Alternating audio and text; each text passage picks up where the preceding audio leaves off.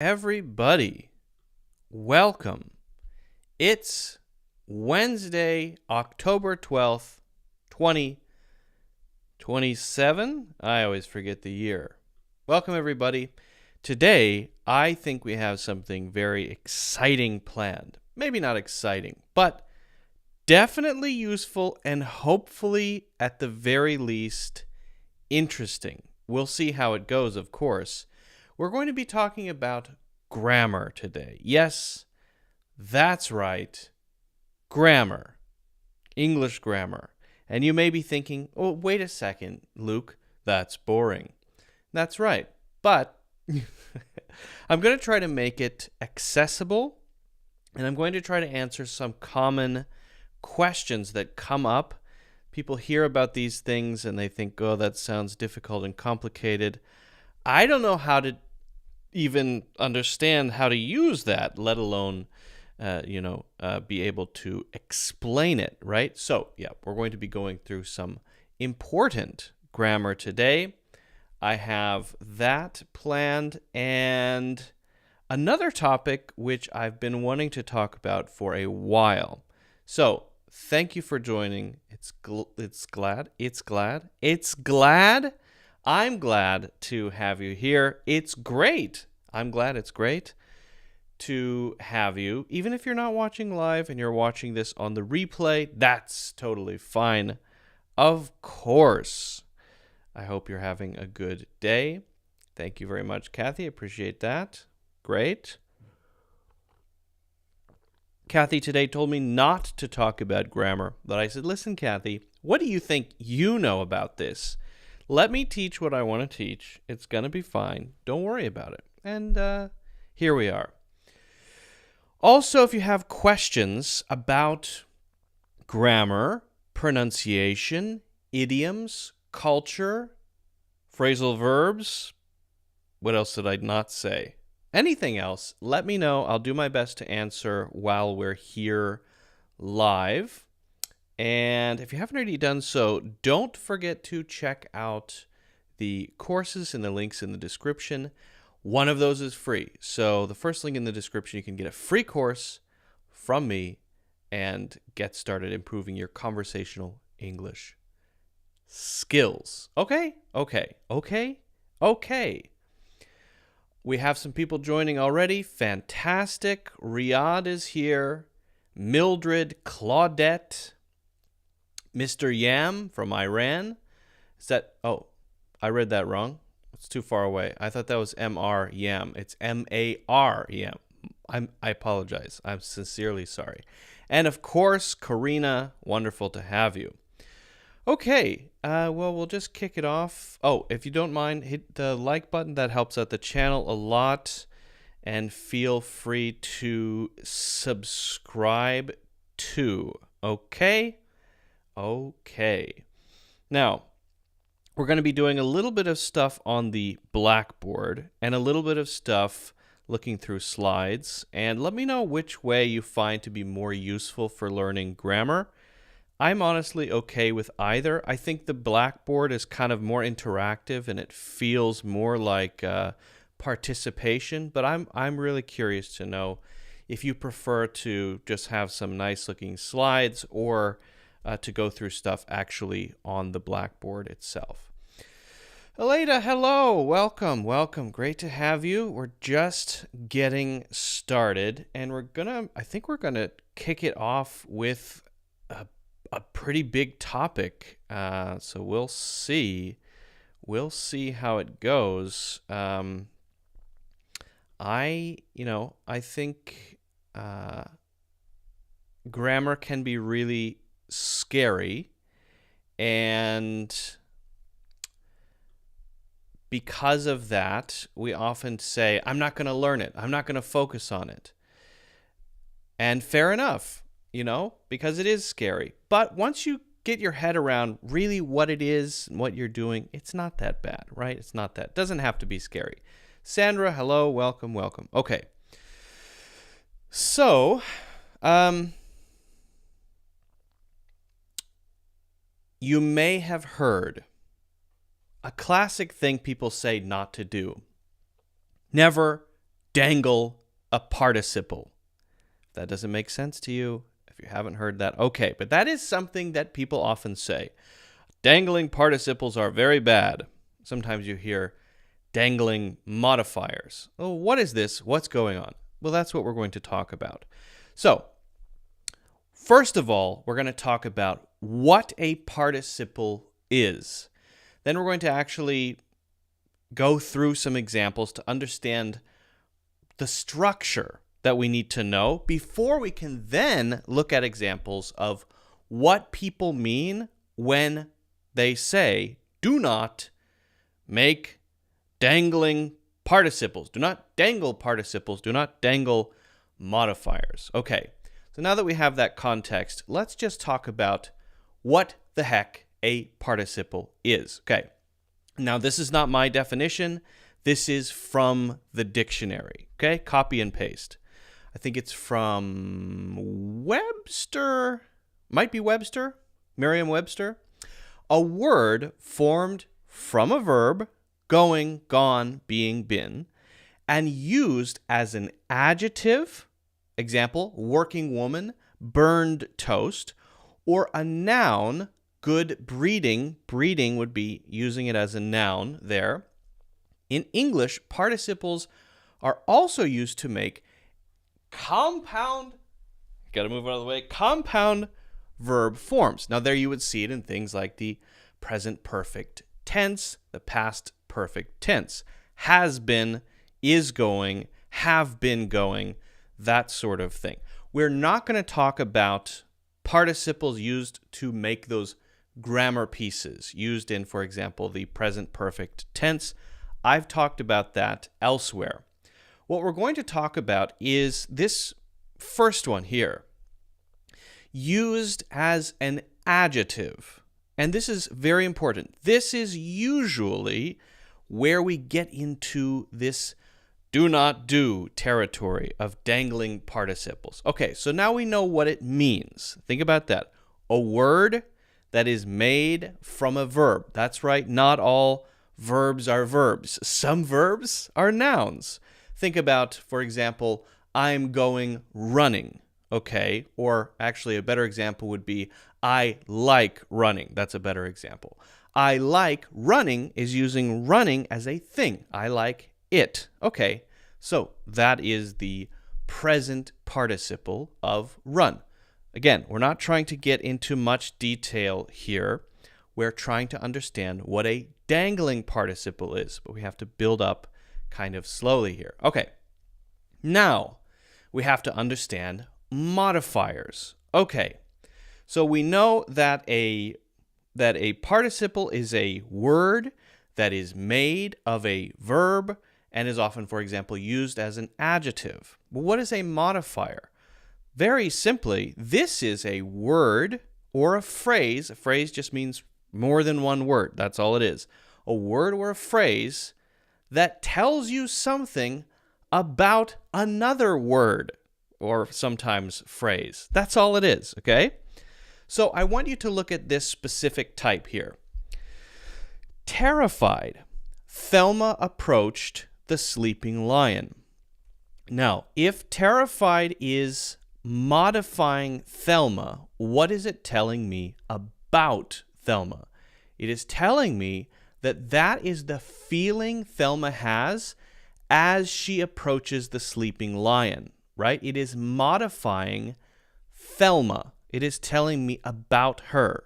So if we were to take this away, would it be okay if we were to say Thelma approached the sleeping lion? Yeah, absolutely. Thelma is what we call the subject of the sentence. The thing in the sentence doing the action, doing the verb of approaching, right? What is she approaching? The object, which is the sleeping lion. Now I want to tell you more about Thelma and her state as she does that. Okay, so we say terrified. Now, is this considered a participle? And no, because terrified usually is just a simple adjective. Okay, so what about this next one? Trembling with fear, Thelma approached the lion.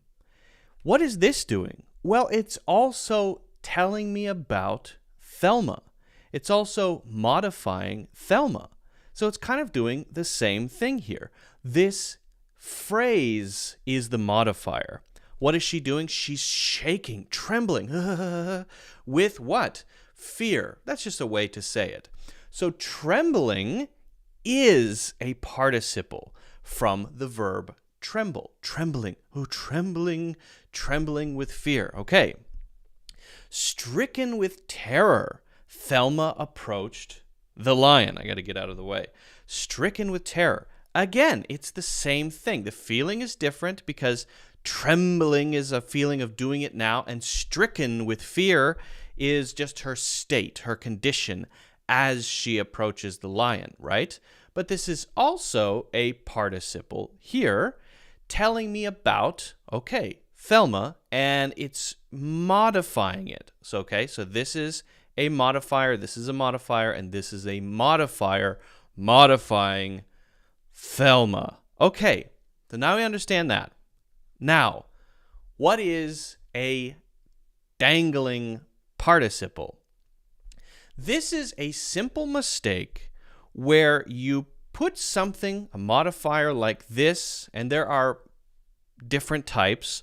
The ones with participles are called dangling participles, and the ones without are just called dangling modifiers. You have this, but then you don't put a subject here, a thing that this is modifying, or you do the wrong way. You mix it up, you get it wrong, and it causes confusion. Okay, if that's not clear, I think the best thing for us to do is look at some examples, right? Okay, so let's do that. Looking out the window, a bunch of deer walked by. Okay, now think about this. When I say looking out the window, what do you picture? Who do you picture looking out the window? You picture me looking out the window probably right now, right? And as you see me looking out the window, you then imagine that, oh, look, some deer. And the deer walk by. Okay, so to you, this might make sense, and we can understand what it means because of who is saying it, kind of the context, right? But if we just focus on the grammar alone, and that's all we look at, a bunch of deer walked by is the subject. A bunch of deer. That's the subject of the sentence. And so this thing, looking out the window, which modifies the first thing after the comma, makes it seem like somehow a bunch of deer are both looking out the window and walking by. That's very confusing, right? So this is a problem with not having the correct subject in the sentence. Looking out the window, Luke spotted a bunch of deer walking by. Okay, now it makes sense. So all you need to do is put the correct subject in the correct place after the comma if you're writing it down. Looking out the window, looking out the window, Luke, and then what action I or Luke did. Saw, spotted, noticed a bunch of deer walking by. Okay, now it makes sense because it makes sense that I would be the one looking out the window. Taken with water, I can easily, or I can rather swallow the pills more easily. Okay, so this one might on the face of it seem to make a lot of sense. Taken with water, I can swallow the pills more easily. Yeah, okay. It's hard to swallow pills if you just put them in your mouth and try to swallow them, right? But if you look at it carefully, once again, you see some confusion. What is the thing being taken with water? If I say taken with water, the grammar is saying that I'm the thing being taken with water. So that means that maybe there's some giant who's taking me as a pill, and I'm just this big, and I'm the one being taken with water, right? Seen from space. The International Space Station, or the moon, or something, then we're talking about that first thing after the comma there.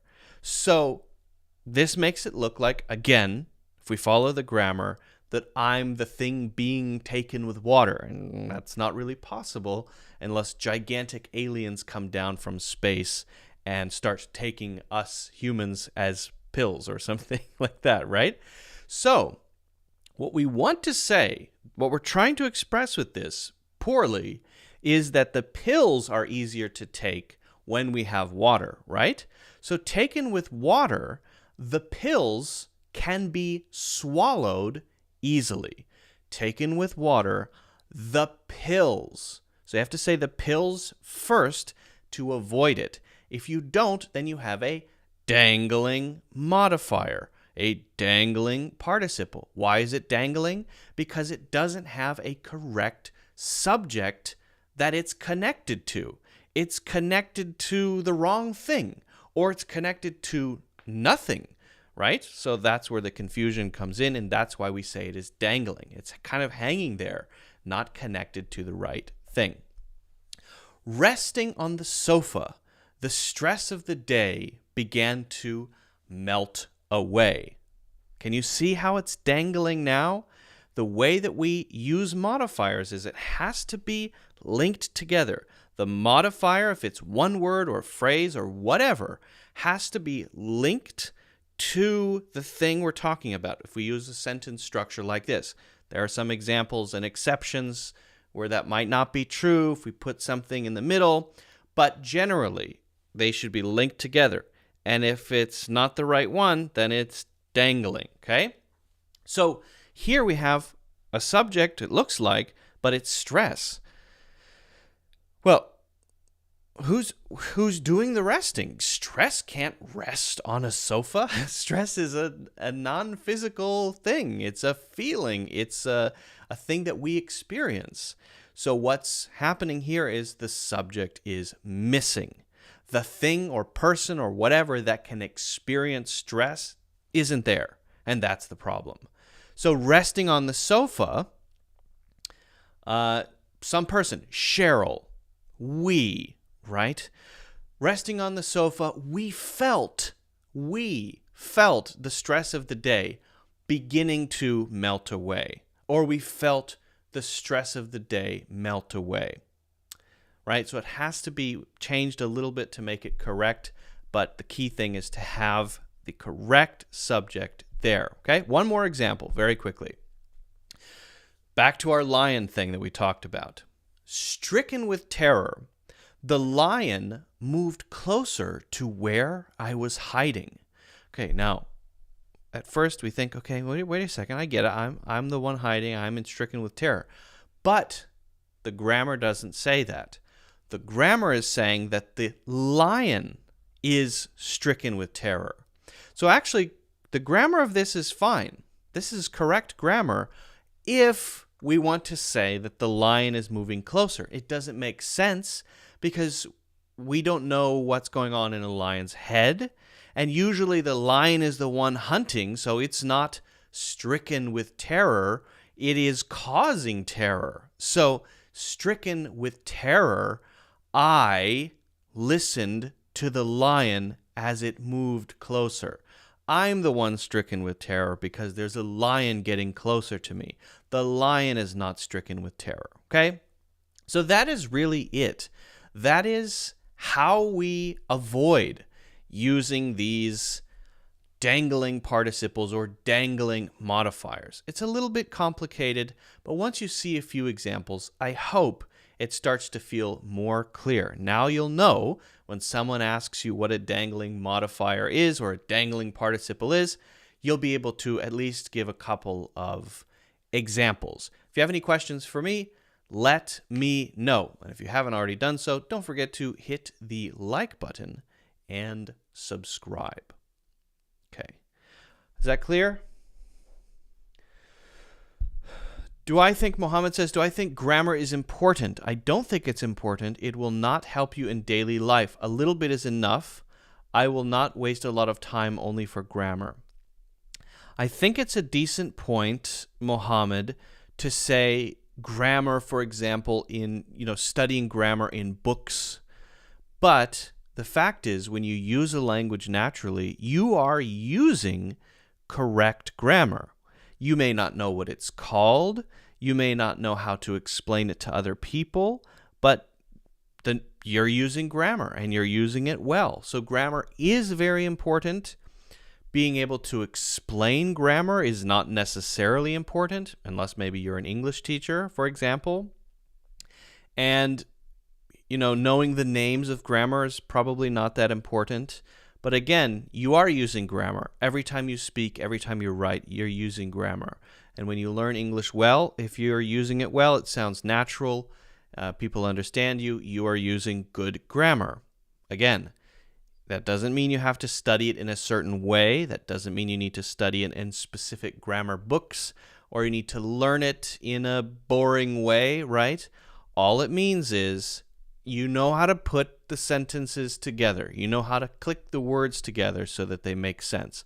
That's what grammar is.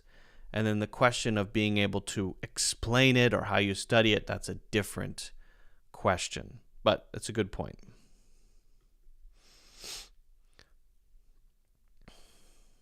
What's the difference between the word discuss and manshind? I don't know the word manshind. M-A-N-S-H-I-N-D. I don't know that word. Never heard it before. Can we say looking into the new findings? It can be understood that people can live longer by doing exercise. Looking into the new findings. Okay. Oh, you're asking about if it's a dangling participle. Okay, let's see. Looking into the new findings, it can be understood that people can live longer by exercising.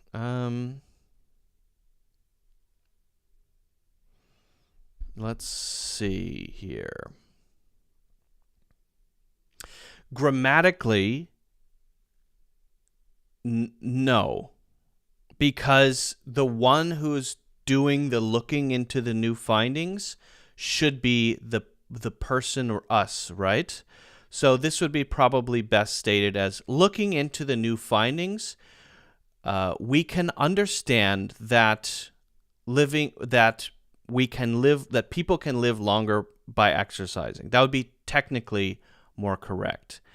But if you say it like this, even though it is a dangling participle, people will still understand what you mean. If you wanted to use it can be understood that people can live longer, we can say, we can just change the first part. If we look into the new findings, comma, it can be understood. So that would fix it very easily. If we have we in the first part before the comma, I think that's probably a bit better. If we look into the new findings, it can be understood that. That would be much better.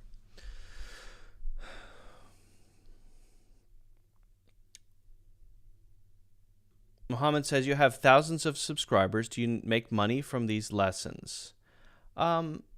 Yeah, sure, for sure. I make most of the money that I make, and in fact, my career, my job, my livelihood, is from courses. So that is how I make a living. So if you want to support me and support what I do, this is how I make a living, making courses in particular. The bonus is that you're also helping yourself, right? So if you sign up for one of my courses, you're improving your own English in different areas. I have courses on how to think in English and grammar and pronunciation courses, email writing. I just launched a travel course about travel for English. So if you really want to get serious about your English, I would recommend that. And that also, of course, helps to support me. It is literally how I put food on the table, to be honest with you. I'm so happy to hear from you talking about participles. Thank you, Claudette. Appreciate that. Can I say yesterday I was going to the park? Yes, yesterday I went to the park. Yesterday I was going to the park would probably be when something interrupts you in the middle of being on the way to the park. I saw a bright kingfisher while I was going to the park yesterday. Or yesterday I went to the park to see the bright kingfisher. Yeah, both are correct, but they mean very different things for sure. Thank you. Okay.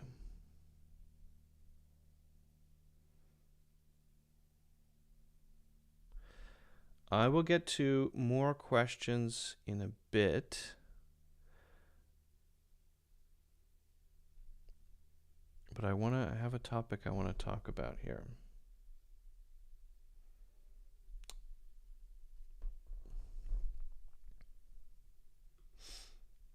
All right, we're gonna hop over to the Blackboard. Oh, sorry, not Mohammed, Mahmoud. I apologize, Mahmoud. Many apologies, 1,000 apologies. Sometimes I'm reading a little quickly. I'm not careful. Sorry.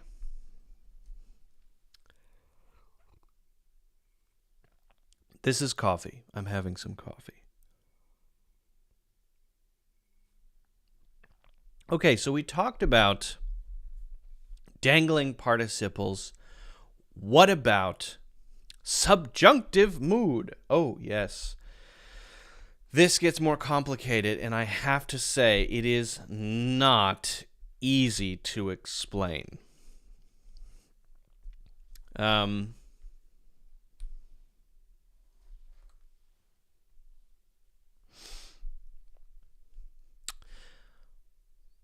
When I first started teaching English, I was at a training center, and I had just started.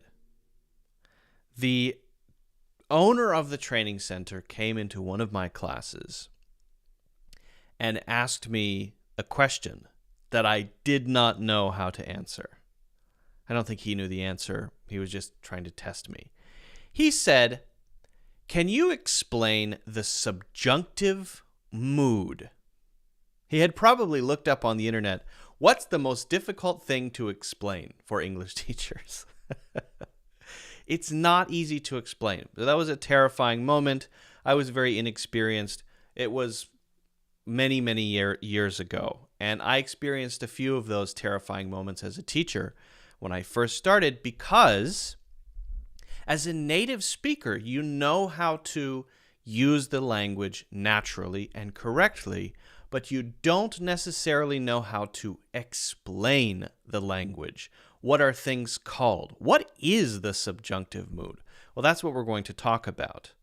But I think it's important to notice that, right? There is a difference between knowing how to use and knowing how to explain, or knowing the names of things. When it comes to grammar, if you're going to focus on one or the other, I would strongly encourage you to do it the way that most native English speakers do it. Focus on being able to use it correctly, and whatever it's called, not as important. So we're going to talk about how to use the subjunctive mood. I'm going to be using some grammary words. Don't get too caught up on those, okay? We're going to try to understand this by example, because that is the way that any native English speaker knows how to use their language and the grammar of their language, right? Okay, so let's hop over here to the Blackboard, and we're going to be looking at the subjunctive mood. Now, again, completely unimportant why this is called the subjunctive mood. Anytime you're talking about moods, it's kind of about the intention of the sentence, the way that verbs are used to give a sentence a certain purpose or intention. Not super important, okay? The key thing, I think, to understand is when we're doing this, we're usually talking about a command, a request, a demand, asking something of someone, right? And perhaps a hypothetical. That means something that's not real, that we are just imagining. So with the subjunctive mood, we're kind of farther away from whatever we're talking about. And we mark that farther awayness with the way that we make it, the way that we structure it, and how we use the verbs. Now, I think all of this is probably still not making much sense. Okay, fair enough, fair enough. Let's try to get a sense for this with a simple example. Okay, I'm going to put an example up, and I'm going to explain what's going on with it. Okay. She wait. I suggested she wait a week. Now, you might look at this and say, wait a second. I know that verbs need to agree with their subjects. So if I use the verb wait, then I know it should be I wait, you wait, but it should be he waits and she waits. Absolutely right. That's right. We need to usually change the verb to agree with the subject. But that would be if all you're doing is saying, she waits 10 minutes for the bus, right? You're just describing what's going on. It's a simple description. You're not trying to do anything else. Just describing how long she usually waits for the bus. She waits for 10 minutes. Correct. But with this sentence, it's not a simple description. It's doing something more. It's giving a suggestion. It's giving a command, demanding something, asking something, giving a hypothetical, just imagining. So it's not a simple description. When we're doing this kind of thing, especially when we use verbs like suggest, ask, demand, we will follow that with a simple version of the verb, or the simple tense of the verb without any changes for agreement, right? Without any changes to make it agree with he or she or it or anything, right? So if this were in the past, it would be she waited a week. But because it's after suggested here, and we're making a suggestion, I suggested she wait. I suggested she do that, right? If it's just she and do in a normal sentence, then it would be does. She does, right? O-E-S. She does. Okay, yeah, that's right, right? What about be? I suggested she be patient. Well, if this is a normal sentence, then this should be she is patient, but it's not. Again, I suggested she be. I suggested she wait. I suggested she go, right? Instead of goes, because of this thing. We're giving the demand. We're talking about this thing without focusing on time, when it happens usually, and kind of pushing it away from the immediate thing, right? And again, that's a little confusing, I know, but I think once we get into a couple more examples, it will be more clear. Now, before we do that, just one thing very quickly. I want to just give you the basic overview of the different types of ways we use this. So as I said, after specific words like demand, like ask, like suggest, like wish, but also were. And that's probably the most common way to use it. When we make a hypothetical,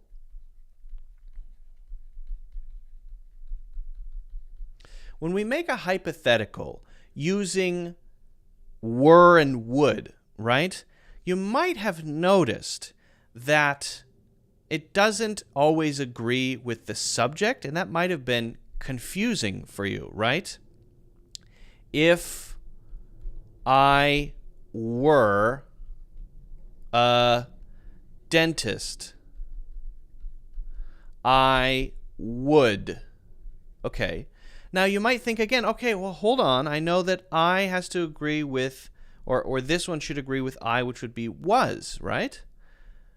Yeah, that's usually correct. Okay, but again, we're pushing it away a little bit. We're speaking hypothetically. And so, once again, it should be were to let everyone know, hey, this is subjunctive mood. Hey, this is hypothetical. So this is almost a way to mark it. And it's the same thing with be. I gave the example of be. I suggested she be patient. Doesn't agree. Yes, that's true, but I'm marking it.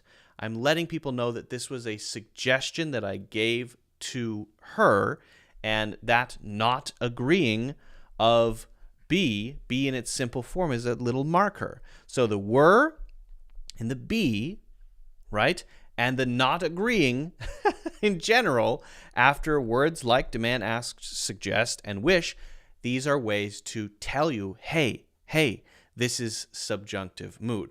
Now, that is not to say every time you see the word were that it's subjunctive mood. For example, we were sleepy. Not subjunctive mood, that's just telling me something that happened in the past. It's not just something that happened in the past. It is a hypothetical, okay? Okay. Now, I think, again, the best thing to do here is just study some examples. So let's get into a few examples, and I think you'll really get it, even if you haven't understood it so far. Again, this is not easy stuff. This is complicated stuff. Okay. So here we're starting with the hypotheticals, which means not real things that we're kind of imagining. Okay, hypotheticals. Not real thing that we're imagining. Okay. If he were older, he might sign up. Is he older? No, he's not. It's imaginary. It's not real. I'm just wondering. I'm just imagining that. If he were. Now, will you sometimes hear people use was instead of were to talk about hypothetical things? Yes. Generally, though, it is recommended that when you want to let people know, hey, it's hypothetical, you use were. It's kind of a marker. You will hear people sometimes say, if he was older, he might sign up.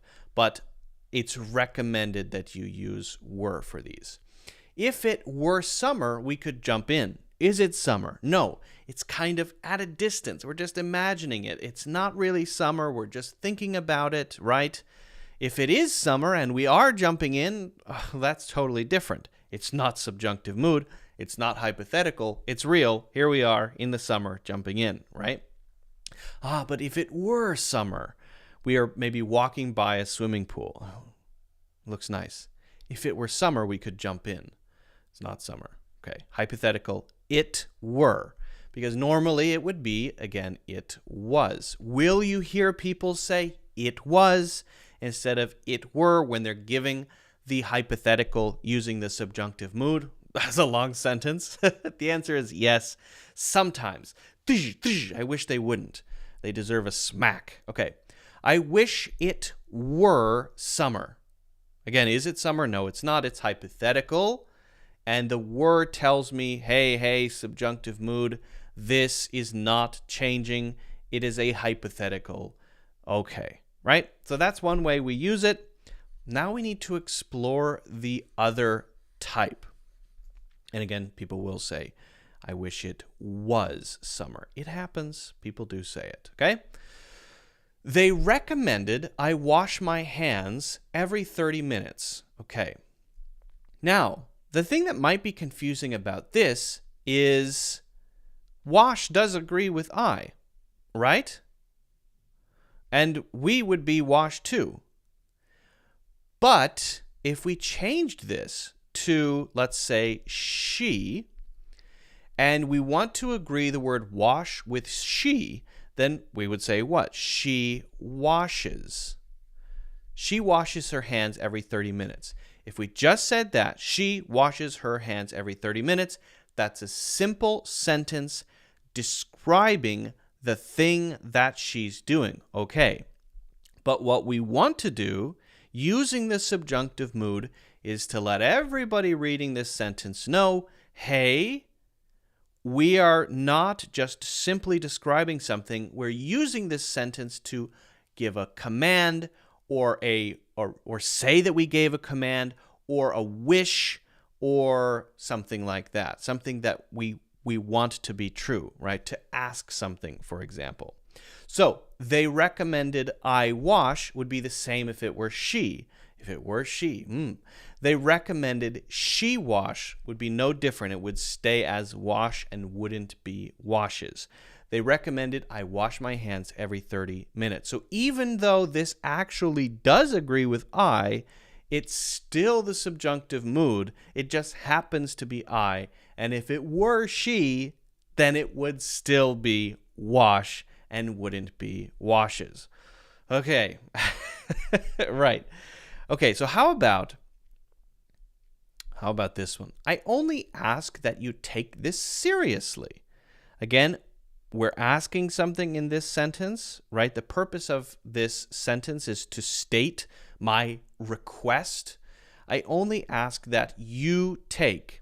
Again, take happens to agree, but if we change this to she, then it would also be take. So it doesn't matter if it agrees or not, actually. It's about the basic structure. I only ask that you go. I only ask that you take. I only ask that she go. I only ask that she take. Okay. It's important that you be well prepared for any question. You be, again, what agrees with you? You are, right? That's the normal. Are is the normal way to agree with you. This is be because we are stating, right, that this person, if they want this to be true, should do this or be this, right? It's distancing it from, and often this follows, by the way, adjectives. In this case, if we use be, it often follows adjectives. We're giving this sense of stating a thing that's true kind of outside of time without a simple description of what's happening, right? Using the you be as a kind of thing that's attached to this, right? So again, the explanation, it's complicated. It's not very simple, but with the examples, we can get an idea for it. And again, the markers are things that tell you, hey, this is subjunctive mood. Pay also attention to specific words like announce, demand, command, ask, wish. These words are very common when we're doing this type, right? And if you want to kind of test it to see if it sounds right, use he or she instead of I to give you a sense of whether or not you're using it correctly. Again, it should not change based on which subject that we're talking about or which word we are using here. Hopefully it makes sense. If you have any questions about this, how to use it, let me know. The best way to do this, I think, is to practice, make your own examples to see if you've got it. Feel free to share your examples with me. I'd love to take a look. And if you have any other questions, leave a comment. Don't forget also to hit the like button, subscribe, and check out my full courses in the links in the description. Okay.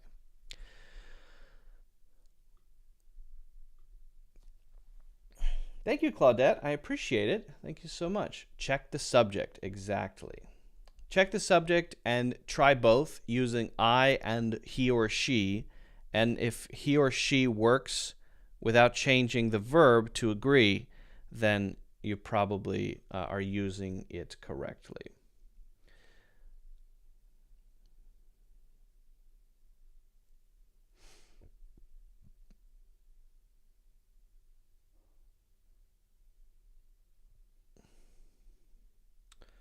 Oh no, we've got some. Hold on, let me deal with. We've got a little spam happening. Give me 1 second. I need to take care of that.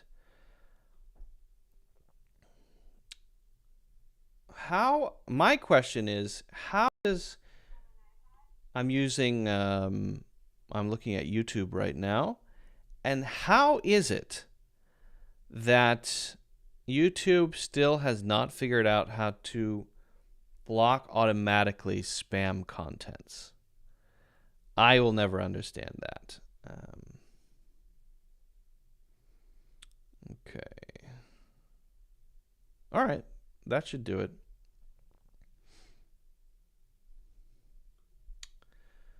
I suggested... Yeah, okay, this is a good one. Aleda has a question here. I'm gonna bring this one up. So, yeah, if you guys want to try your examples, we can look at them right now. Just send them in, and I'll go through them. Let's go through them now. I'm all eyes instead of all ears, I suppose. I'm all eyes. Doesn't make, don't repeat that. Okay, so Aleda, I suggested her to wait a week. Okay, let's make a couple of small changes here. I suggested. Now, don't use her, because if we are talking about what she will do, we want her to wait, right? We can treat that as a regular subject. And if it's a regular subject, we should use she instead of her. We would only use her if we were talking about the object. And if it were a regular sentence, then we would say something like, I gave it to her.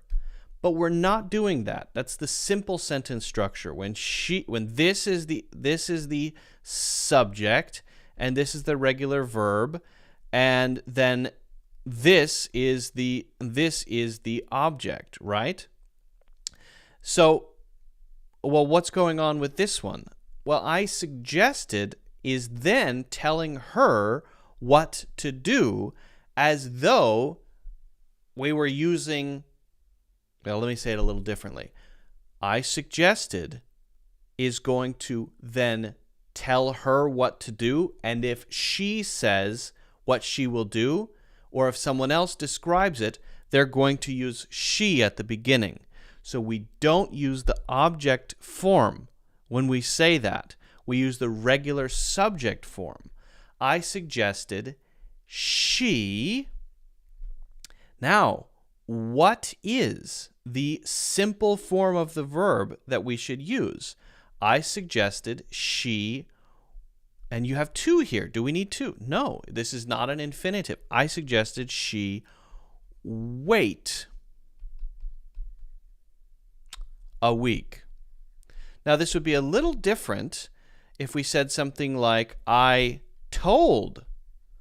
If we use told, then we would say her, and we would use to. I told her to wait a week. That's different. That's a different structure. Here, when we're talking about subjunctive mood, we're talking about the thing that she should do.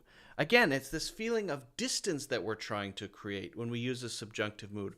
We're a little farther away from it, right? I suggested she do that. I told her to do that. That's different, right? So the correct way would be, I suggested she wait a week. That would be correct. Okay, you guys have any others you want to try out? Thank you, Aleda. Good one.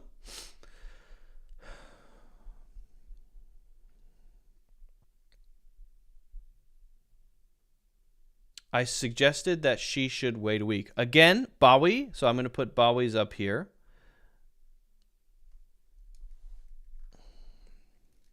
You're very close here with this one. Very close. I suggested. You can use that, but we don't have to. She wait a week. Okay, there we go.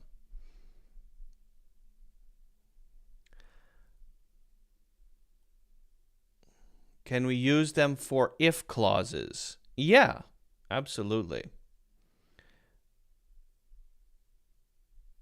Do we have any other examples? Oh, she only asks that he take this seriously. SR's example, I'm going to pop up here.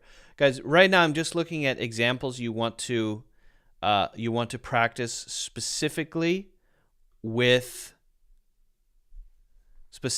for subjunctive mood, and then I'll look at the other questions. So if you want to try an example, now's the time to do it, okay? All right, so she only asks that he take this seriously. Yeah, that's correct. This is right. Check mark, correct. Very good. Nicely done. She only asks that he take this seriously. Excellent. Excellent. Hey, why is my pen suddenly gray? What is going on? Oh, opacity. No, there we go. Ah, fixed. Hooray. I wish you would be Luke. You would be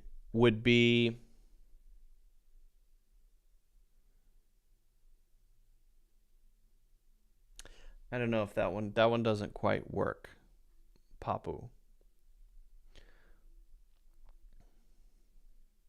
Okay, any other specific examples? I'm just looking through. So you take this serious. Could you please let me know the word you would use in all aspects of that word? Reduce if sentences. I have a question about. Okay, I think that's all the examples. If you guys want to look at future ones or other ones, we can do that. But good practice.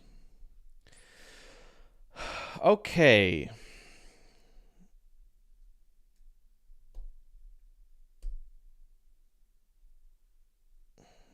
Okay. Mod says, could you please let me know about usage would in sentence and all aspects of that word? That's a pretty big question, Mod, because it can be used in so many different ways. It would take an hour to talk through all of them. One very common way is the hypothetical way we use it to talk about hypotheticals.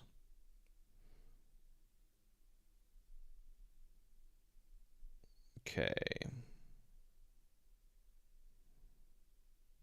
I like this question from SR. SR says, what is the difference between I had gone to the park yesterday and I went to the park yesterday? Now, I would say the first one is actually not a great usage of the past perfect tense. I had gone to the park yesterday needs a bit more context for us to say, yes, good usage of past perfect. And the reason for that is usually the past perfect tense is to talk about two things that happened in the past. One past thing before another past thing, right? So if we're just saying something that happened yesterday, the best thing to do is use the simple past, which would be what? I went to the park yesterday. I saw a lot of dogs. It's the simple past because it is one thing that happened before. However, if two things happened and we want to maybe mention the second, but give the context of the first to help complete the story, then we might use past perfect tense. So, for example, we might say, I had gone to the park yesterday to walk my dog, but I got called back home as soon as I got there because there was a leak in my apartment. Okay, so you see how that's a little more complicated? I want to give the context of the going to the park and walking the dog before I tell you that there was a leak in my apartment. Because if I just say, yesterday there was a leak in my apartment, okay, thank you for telling me. But it doesn't communicate the whole picture. What's the whole picture? I was somewhere else, and I had to run back to my apartment, and it ruined my plans because I was going to stay in the park for a couple hours, right? So that's actually better. So it's when you want that bigger context and you have several past things going on, then you can use the past perfect tense. You've used the past perfect tense correctly. You've structured it correctly. I had gone. I had gone to the park yesterday to walk my dog when I got a call from my landlord that my apartment was flooding. Okay. So you see how that gives it more context. That's usually how it's used. Sometimes we give a broader context to a most recent past action that is the same as that broader context.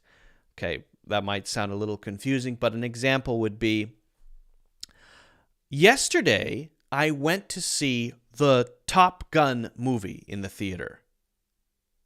Okay, so that's a simple past thing, right? I'm telling you what I did yesterday. Great. But then I want to add context that it's not my first time. I had seen it 3 times already. So I had seen it 3 times already instead of I have seen it 3 times already, because I want to say that those 3 times are before the 4th time, which was yesterday. I went to see Top Gun yesterday in the theater. I had already seen it 3 times. Context, 3 times, so that you know that the thing that happened yesterday was the 4th, and that, wow, I must really like that movie. I haven't actually seen it, but a lot of people went. So I'm just giving an example there, right? So how many times have I seen it? Okay, so now we're not focused on the thing that happened yesterday. Now we're talking about right now, what is true about me in regards to the movie Top Gun in theaters. I have seen it 4 times in theaters. Wow. Up to this point in the present, I have, present perfect tense, seen it 4 times. Wow. And then maybe later today, I'm going to see it a 5th time. Whoa, you really like that movie. Maybe too much.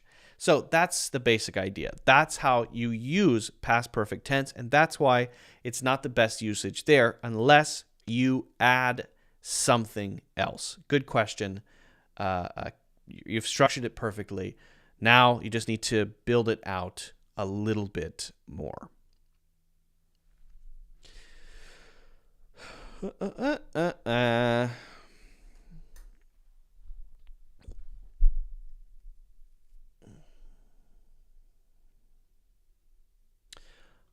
Okay. Mahmoud, I see yours. We can look at that one for a second. And again, not quite right, but close, okay? So let's look at this for a second. Mahmoud says, I suggest you to do English classes like Bob the Canadian. By the way, should be capitalized, B-O-B, right? I suggest you do classes like Bob the Canadian. Okay, so this is close, except we don't need the to. And then we're good. So we don't need the to because we're not using it in the regular infinitive sense. The regular infinitive sense is when we say, I want, simple desire, you, that's the main verb of the sentence. And then we use to, this is kind of like a supporting verb, right? I want you to do classes like Bob the Canadian. Okay, simple want. I suggest, now we're giving a recommendation. Okay, so now we're getting into subjunctive mood territory. Now we should take away the to, and we need to kind of rephrase it. just slightly. I suggest you do or teach classes like Bob, capital B, the Canadian. Okay, well, that's good advice. Thank you. I've never seen any of Bob the Canadian's classes, so I don't know how he does it, but I would like to learn how he does it, and I would like to know what you like about Bob the Canadian's lessons. I've heard of Bob the Canadian. I know who that is. A lot of people have mentioned Bob the Canadian. He seems like a pretty cool dude, but I have not watched any of his lessons. But yeah, there you go. Mr. Yam, what is the difference between I only ask that you take this seriously versus I only ask that you take this... Wait a second. What? Hold on. What is the difference between I only ask that you take this seriously versus I only ask that to take this seriously?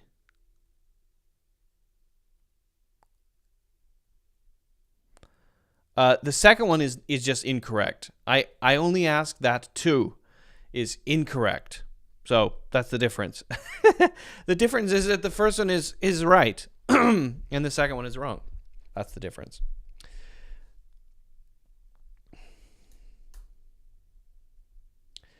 Okay.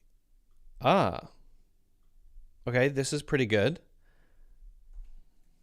This would be...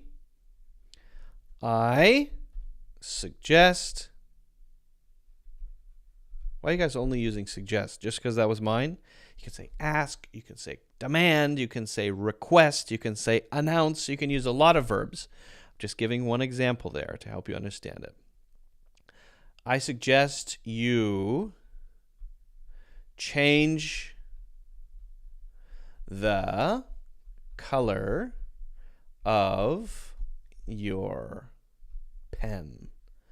Just got to add a little bit there to make it more clear. Otherwise, it's fine. Okay, how about this? Purple? You good with this? The problem with purple is that you can't see it very well. That's why I use white, because it's easier to see. Okay. Excuse me, pardon me, sorry, excuse me, pardon me, sorry. Could we use, Mahmoud says, I recommend you instead of I suggest you? Yeah, absolutely. Yep. I recommend he get a grip. Ooh, I like that one. This is great. Perfect. I recommend he get a grip. Yes. Great example. Beautiful. I only ask you to take this seriously. No. Because again, what you're doing is you're conflating the subjunctive mood with a regular sentence where you just describe your wants, right? So for example, if you say, I only ask, and then that would be optional, that you take this seriously. Sorry for the messy writing, okay? And again, she, to test it, we like to test it with the she, right? I only ask that you take this seriously. I only ask that she take this seriously. Okay, good. But what you've done here is you've added to, and then you're bringing in the traditional infinitive, which would follow something like I want, need. Oops, two E's. I need you to take this seriously. Okay, then yes. I'm telling you this right now, right? I only ask you take this seriously because it's the subjunctive mood, does not need the to, and does not change its form or shape at all because of the subject that we use. And we use the subject form, not the object form. He insists she go to the doctor ASAP. Great. Beautiful. Oh, we've got a master of the subjunctive over here. We've got a master on our hands, folks. He insists she go to the doctor ASAP. The only issue I have with this one is, for the love of God, please capitalize the beginning of your sentences. All right? And also, it should be ASAP. Big letters usually, not a big deal. We know what you mean, and why not put a period at the end of your sentence? Otherwise, well done. Excellent. Very good. Now we're getting a lot of them coming in. This is great. This is a subjunctive day at Cloud English. They disclosed the reason of failure of their business with me. That wouldn't be subjunctive mood. That would just be simple past. They disclosed the cause of their business failing. That would be just a regular descriptive sentence. What's the difference between he may be watching a movie, he might be watching a movie, and he would be watching a movie? Okay, let me pop that up again over here. I don't need to be on the board. Okay, again, what is the difference between he may be watching a movie, he might be watching a movie, and he would be watching a movie? Okay, good question, SR. It's a little complicated because they have different senses, right?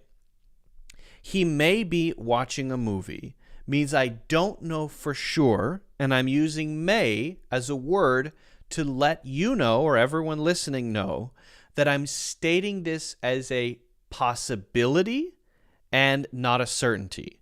If I know it for sure, then I'll just say he is watching a movie. It's true. He may be watching a movie. What's Carl doing? He may be watching a movie. Now, it could be right now, but I can put it in the future. I could even put it in the past, right? If I say, for example, I think that tomorrow at 6 o'clock, Carl may be watching a movie. Okay, so I've put it into the future, and that's fine. The may there is just a way to insert uncertainty, meaning, I don't know, it could be that I'm wrong, right? I may be interested. I don't want to commit. I don't want to say it is. I want to say, maybe, kind of like that, right? He might be watching a movie could be exactly the same thing. He might be watching a movie. We could say he might be watching a movie in the future as well. Tomorrow at 6 o'clock, he might be watching a movie. I don't know, right? But the feeling is a little different. The connotation is a little different. The connotation is the feeling we get when we say it. I think when I hear might be versus may be, I think that it might be even less certain, and it makes it sound even less confident, or a little closer to I really have no idea, whereas may pushes it closer toward probably it is, right? And that's the difference in the feeling between the two, although usually they're used in the same way, right? He might be, he may be used in the same way there. Okay, he would be watching a movie. Now, this gets into some very different territory.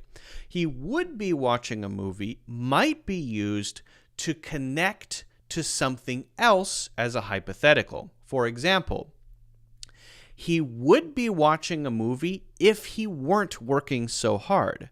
So there, he is working very hard, and because he is working very hard, he's not watching a movie. But what I want to say is, because he's not watching a movie, because he's working hard, he doesn't have time to do the thing that I think he would do if he weren't so busy, right? I'm sure, pretty sure, yes, I'm sure that in his free time he watches movies. And usually he's not very busy, and so about this time, 6 o'clock, he is watching a movie. But he's not today. Why not? Because he's working very hard. Okay. So there you're attaching this hypothetical to imagining that he's not working hard when in fact he is. So that's kind of like now. Now he is hypothetically assuming that he's not working hard, even though he is. Therefore, he is not watching a movie. So that's why we use would. We would use would for things like, if I were 95 years old, I would be living in Florida. So I'm not 95 and I'm not living in Florida. But if I were 95, I would be living in Florida. That's the idea. We're kind of imagining a different present, but we can also imagine different futures and different pasts. So that's the basic difference between these. Would is different, very different from, or quite different from the other two. Might and may are actually pretty similar most of the time.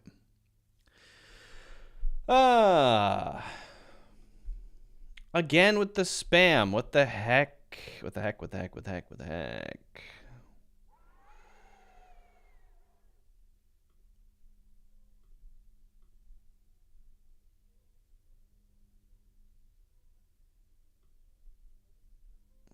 Okay, report. All right. Annoying. It works with nouns as well, as in my advice is you invest in this future. Yep, it does. You're right about that. It's important that you be present at the meeting. Oh, what are these dynamite examples over here?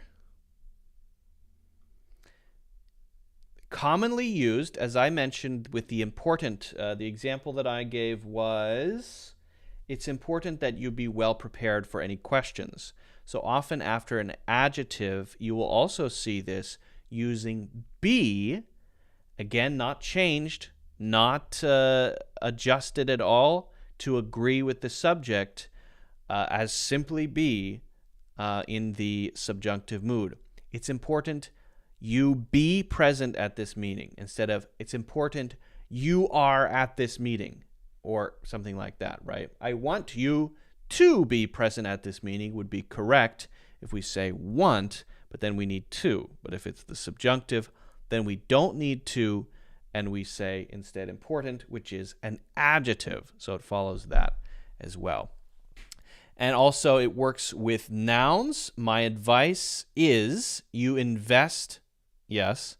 My advice is you invest in this venture. Yes. Yes. Absolutely. That's a good one too. Voila, I see you have, I missed your question. Let me see what it is. What is the best way to activate grammar in our speech? I'm not quite sure what you mean, Sardor, by activate. Maybe you can clarify that for me.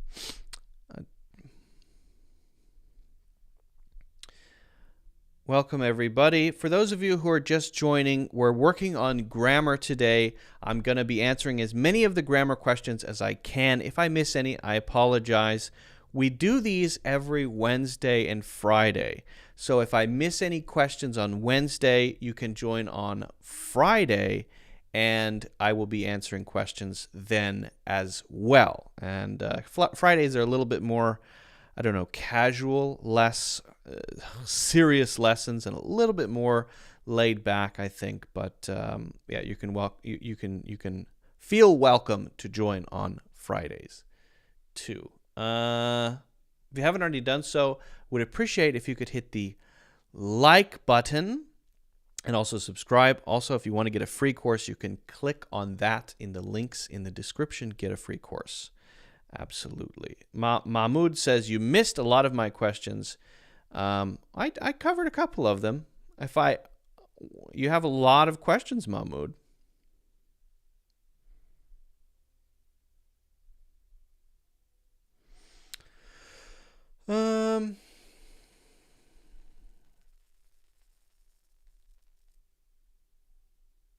I do the live streams every Wednesday and Friday around noon Eastern Standard Time, around 12 o'clock Eastern Standard Time. Okay. And Mahmoud, if you want to repost your favorite question from up in the chat, it's pretty far up there. So repost that and I will definitely answer it. Pick one that you think is a really good one and repost it. Sardor says, using grammar effortlessly without having difficulty to incorporate them in our speech. That is in relation to an earlier question, what is the best way to activate grammar in our speech? Okay. I think this is a really good question if the meaning is, what's the best way to, not just know grammar, but actually put it into practice, actually use it. This is why I always talk about grammar in terms of examples and context. It's great to have explanations. It's great to have a lesson, right? But really, when you get down to it, when the rubber meets the road, you've got to learn by examples. The human brain is naturally programmed to pick up grammatical pieces. We have a kind of built-in grammar system. Noam Chomsky calls it universal grammar. And when we're very little, we pick up, using our universal grammar programming in our brains, we pick up the grammar of the language that we're born into. Now, that doesn't mean we can only learn one. Babies are amazing language learning rubbery machines. They can learn 2, 3, 4 languages at a time and know which one is which. It's pretty amazing, right? So what happens when a native speaker of any language learns their language? They're learning the vocabulary, the words. They're learning the phonemes. Those are the sounds that identify the language. You don't hear me making any sounds because there aren't any sounds in English, right? But maybe in other languages there are, and those sounds, also known as phonemes, identify a language. It's almost like a language's fingerprint is its phonemes. Then you also have the grammatical structure. For example, in English, the standard sentence structure is subject, verb, object. That's the basic structure where the subject does the action, the verb, and the object kind of receives the action. Now, it's, of course, much more complicated than that, but that sort of thing is what we pick up, and we pick it up naturally. How do we do it? We hear people speaking. We interact with it by speaking ourselves. When we're little kids, we put together words and sentences gradually, and we get feedback by whether or not those words and sentences help us to accomplish what we want to accomplish, right? Like, I'm hungry. Give me a banana. Right? Well, if it works, then it's kind of like feedback. This is how you activate grammar in your language by, number one, immersing yourself in it completely. As a baby, as a little kid, you're completely immersed. The writing, movies, TV shows, video games, parents, uncles, cousins, friends, schoolmates, everybody's using it. You're surrounded by it. You're immersed, and you're creating with it. And every time you create with it, use the grammar, you're getting feedback. Does it work or not? Do people understand or not? So there's a kind of push and pull. There's a kind of input-output. So that input-output is what you need if you want to really master a language. Now then, if you're learning English as a second language, what do? You didn't get it as a little kid. What should you do? Well, if you want to go to a grammar book and study how it works, I guess that's okay. But the key thing is that you know what it means and how it works by example and in context. And then you actually practice using it by writing on your own, by speaking with others in the same way that a little kid would. So I guess the advice is try to, as much as possible, follow that model I described where babies learn and master the language and their grammar through input and output, through exposure and practice, rather than just saying, okay, what is a preposition? Master what a preposition is. Learn a list of prepositions. Okay, what is subjunctive mood? Master it. Look at the structure. Understand it. Okay, how do I build the present perfect tense? Okay, it's I have... instead of doing that, don't worry too much about what is it called, or what is the structure, or what does the diagram look like. I mean, diagrams are the worst. All of that stuff, don't emphasize it so much. Instead, try to put it into practice as quickly as possible and get feedback from real human beings. And I think you're going to find pretty quickly that you're using it naturally. Your brain is capable of picking up a new language and its grammar. So just start immersing yourself, read books, watch movies, have conversations, play video games, and then make stuff with it. Make friends, give talks, join groups, play video games, all of that stuff, and do as much as you can, and it will just happen by itself. All right, good question. Sorry for the long explanation. How to describe a teenager that always fights with his parents. Okay. Well, I said one question and you gave me a bunch. Okay.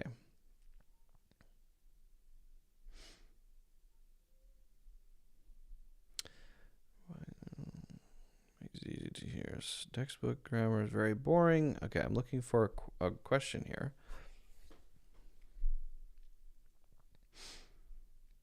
How to describe a teenager that always fights with his parents. This is a good question, Mahmoud. Yeah, that's a good one.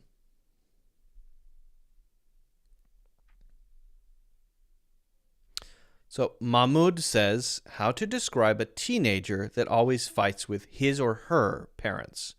Okay. So often, and you can say the teenager, he always fights with his parents.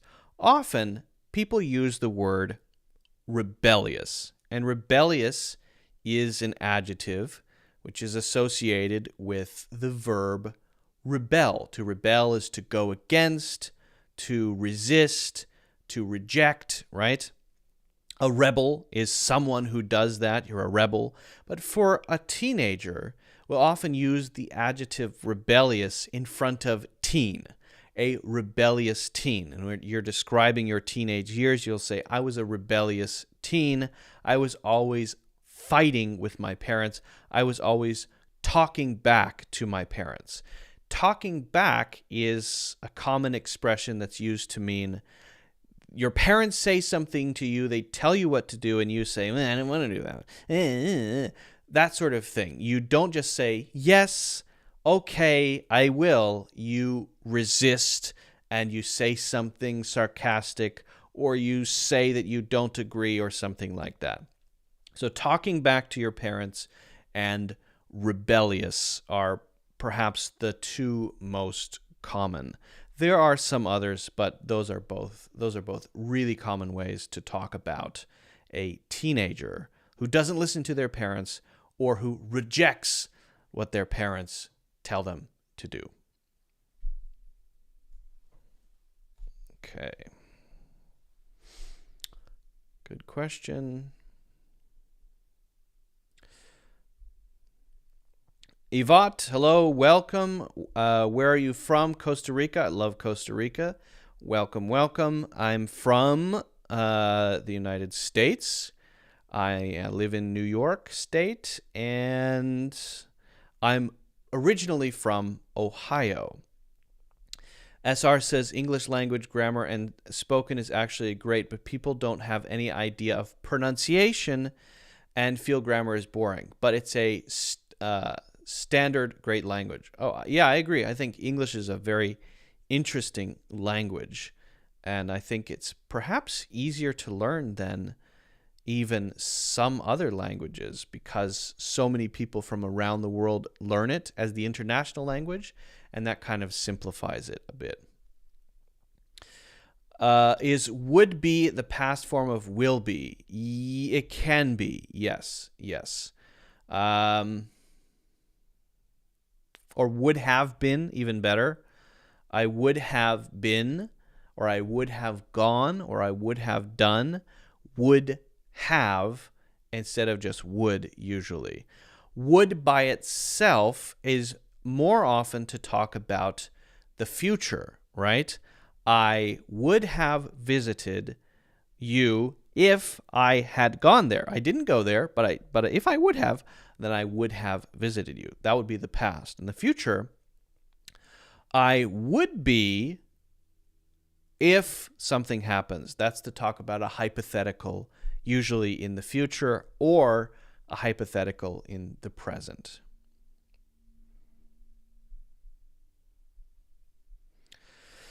I've been a subscriber for a while, but this is the very first I'm taking part in. Oh, thank you. I wish I could say your name, but I'm not able to read it. I don't know how. So if you let me know how to say it, I will use your name. Walla, what time do you do lessons? These are around 12 o'clock Eastern Standard Time every Wednesday and Friday. 12 o'clock Eastern Standard Time every Wednesday and Friday. 12 o'clock. Using them effortlessly. Okay, yeah, we already talked about that one. What's the difference between sarcasm and sarcastic? Very simple question. I don't even need to put that one up, I think, but sarcasm is the noun form and sarcastic is the adjective form. I need some coffee.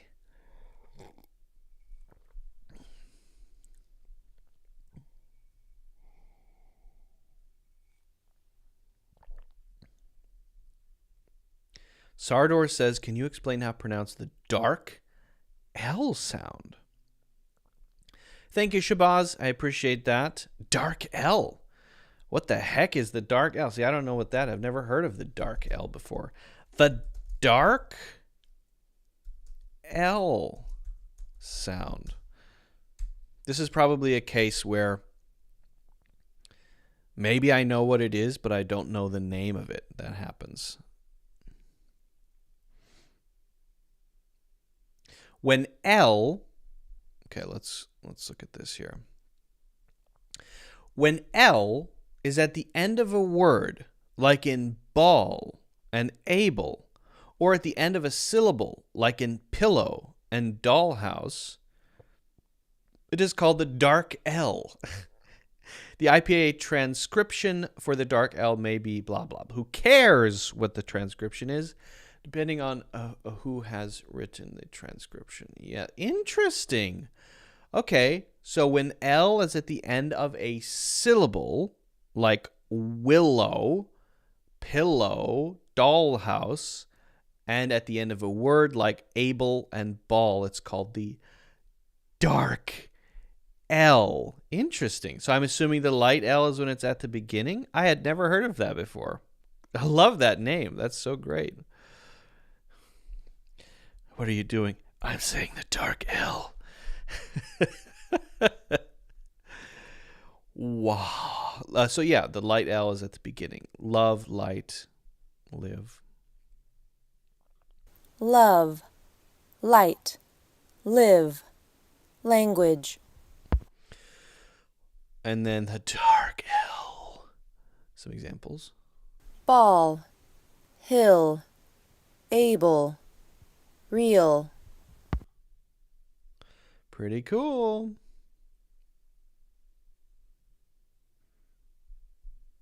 What's this?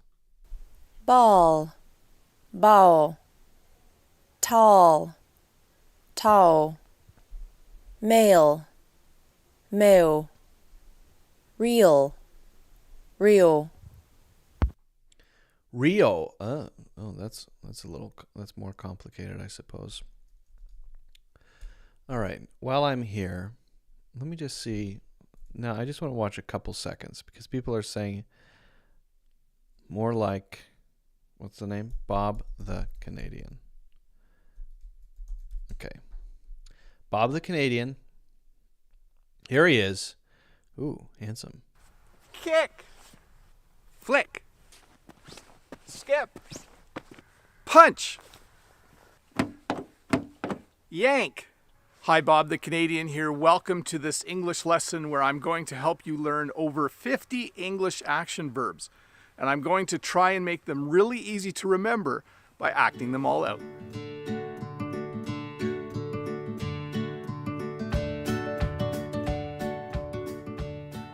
Well, hey, welcome to this. I love the Canadian pronunciation.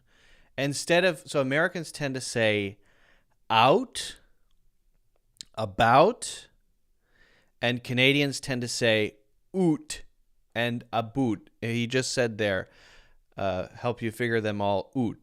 That's Bob. So this is Bob the Canadian.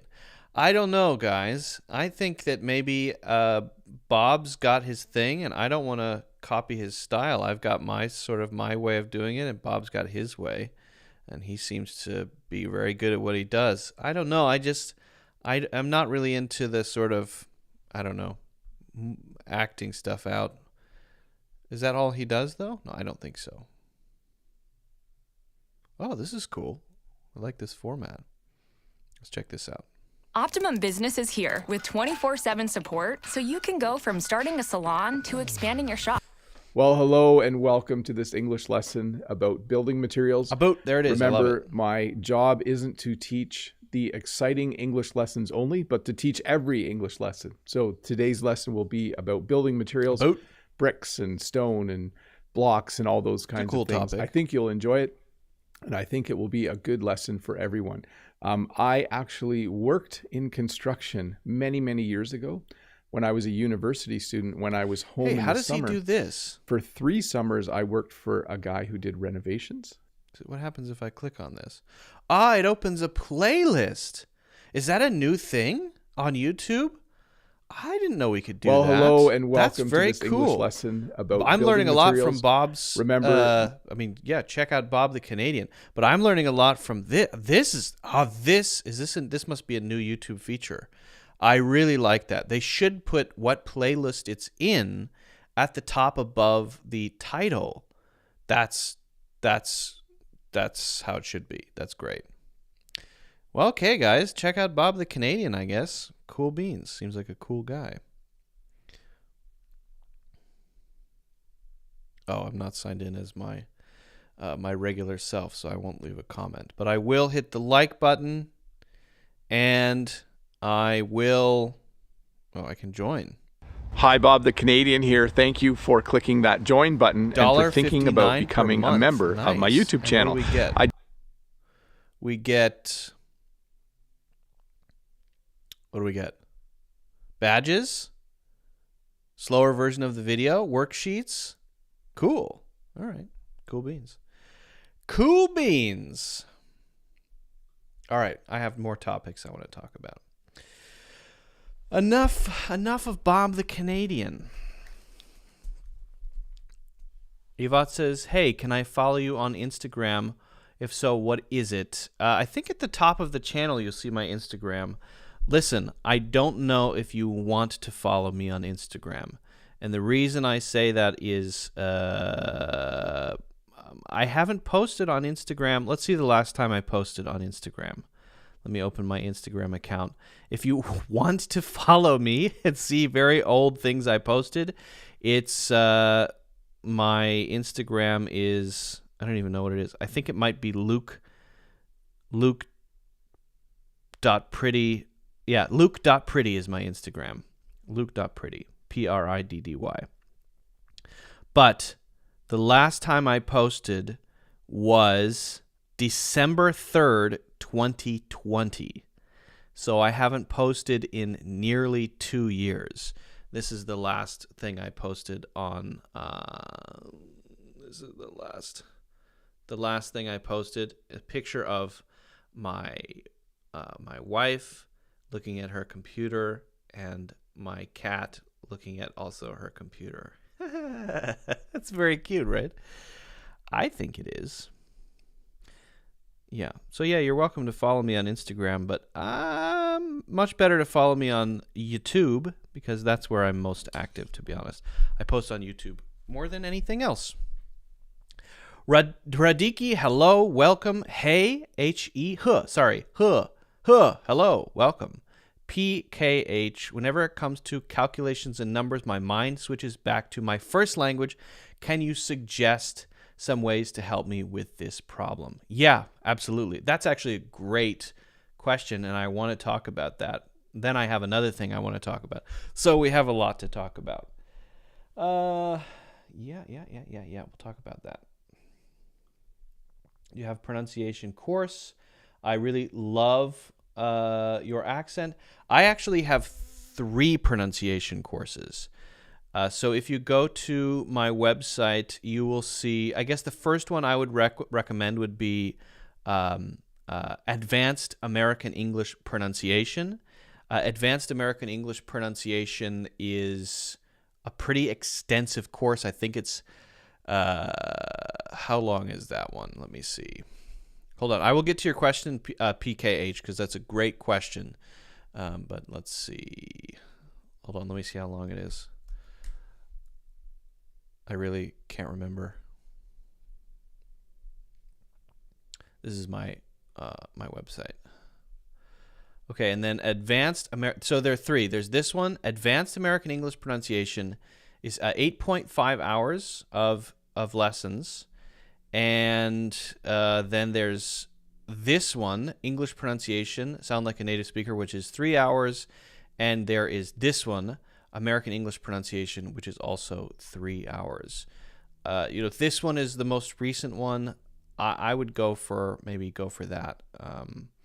And also, if you sign up for a monthly or a yearly membership, you can get access to all the courses.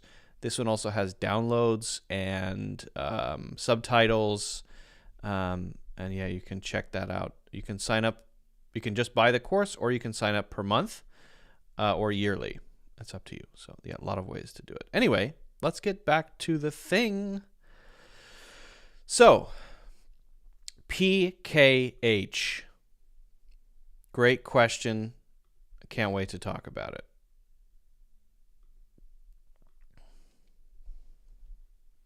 I'm going to open up the old board here. The old board.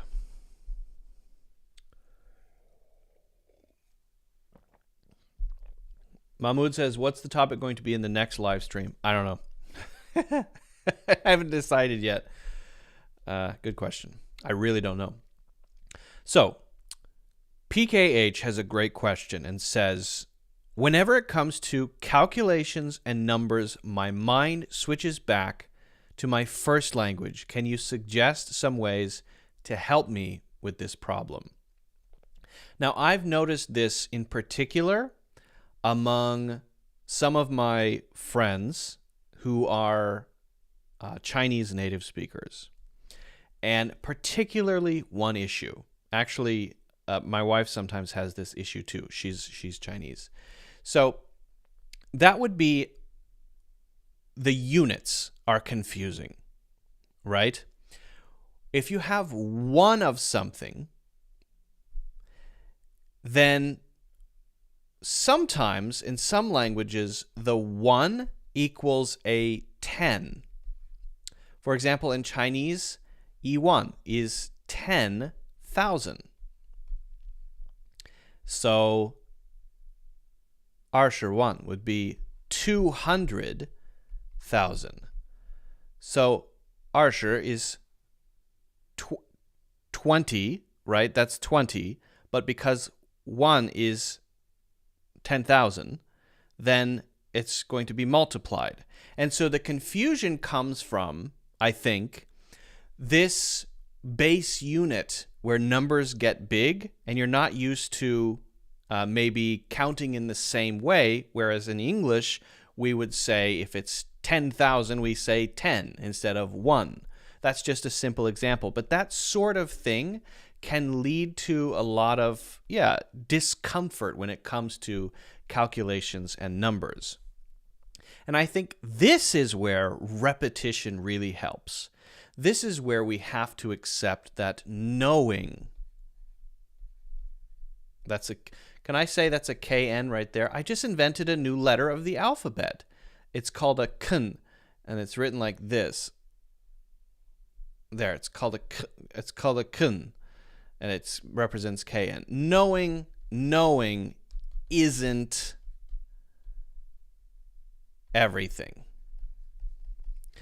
And that is, you know how to say something. But when you're in a situation in real life and you have to express yourself, do a calculation, say a long number, suddenly it's like you don't know it, even though you do. If you really sat down and thought about it, you know it. But it's like you don't know it because you're in a pressure situation, because you have to think about the math part, and now you have to think about the math part and how to say the math part, right? Okay. So this is where building habits is absolutely key. Sometimes English is about just learning it and knowing it, and once you know it, that's fine. Like writing, using punctuation correctly. I always say this, if you're writing, once you learn the punctuation and how to do it correctly, you don't even really need to make a habit. You just know it now, and now you do it. Easy enough, right? But when it comes to this sort of thing where you have to think about the numbers and think about how to say the numbers, there you have to build habits, and the best way to build habits is to repeat. Repetition, repetition, repetition. So you've got to build exercises for yourself to drill this into your brain so that you can't not say it correctly. And that's probably going to be boring, it's probably going to be frustrating, but once you do it, it's going to get a lot easier. Here's how I would do it. I would write down the basics that you struggle with. Let's say it's the math part. Okay, so this symbol is called plus, but when we're doing the action, we're doing addition. And this symbol is minus, but when we're doing the action, we're doing subtraction. And this symbol is times, but when we're doing the action, we're doing multiplication.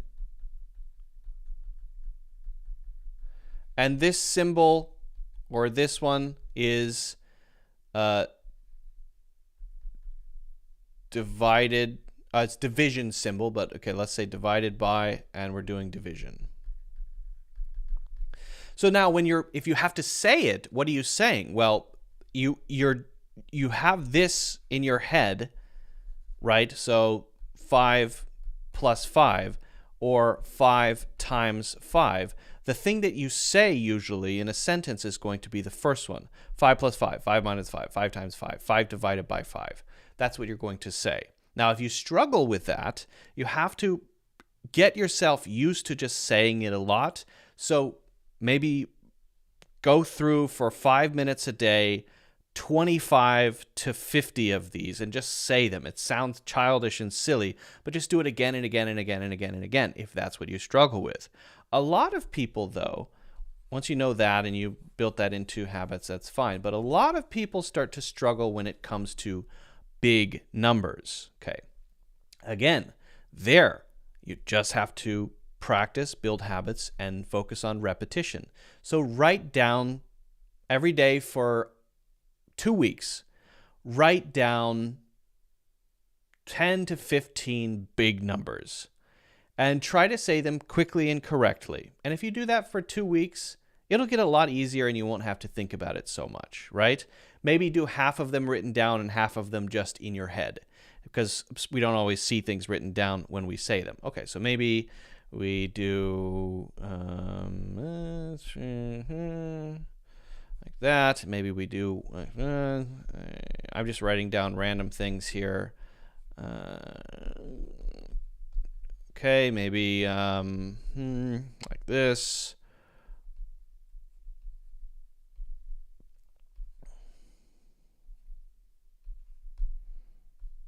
Okay, so I'll just do 3. Okay, I've just written down 3 random things. If I'm going to practice these, I want to make sure I know how to do it correctly. But again, knowing is the first step. Actually doing it, making it a habit is the critical one. So when you have 1 comma, then you're going to say 1,000. If you have 2 commas, then it's going to be million and then 1,000. If you have 3, if we had another one here, this would be maybe 4, and then we have another number here, then it's going to be billion, million, 1,000. And then if you have this point here, you actually just say point. Now, the nice thing after the point is that you just say the numbers. You don't have to worry about tens or 20. This isn't 22. That's just 22. And then between the commas, between here, between here, between here, it's just the simple number. You just say that. So 100, and by the way, if there's a 0 in the middle and then a number, often we'll say and there. And for the rest, we won't say and, right? There's a 0 between two numbers like this within a grouping of 3, of these groupings of 3, then you don't need to, then you should say and, otherwise not. So 105,314. 105,314. Now, if you're doing that quickly, 105,314. Boom, done, easy. Okay, now again, we just have these groupings of 3. There's one, there's another, and this is going to be 1,000, that's going to be million. 1,386,000. Don't need to say and there. Again, you don't need and unless you have, within one group, you have a 0 in the middle. Then we'll say and there. 105. Otherwise, don't worry about it. So this would be 1,386,984.22. 1,386,984.22. Okay? Again, practice that a few times. If you need to go bigger, you can. I mean, if you never say billions, then maybe just keep it hundreds of thousands or millions. 1,412,140,713.14. It looks complicated, but it's actually very easy. 1, billion. So it's 1, 2, it's the third comma, so billion.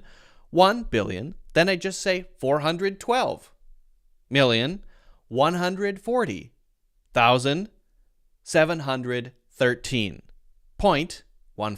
Okay, fairly straightforward, right?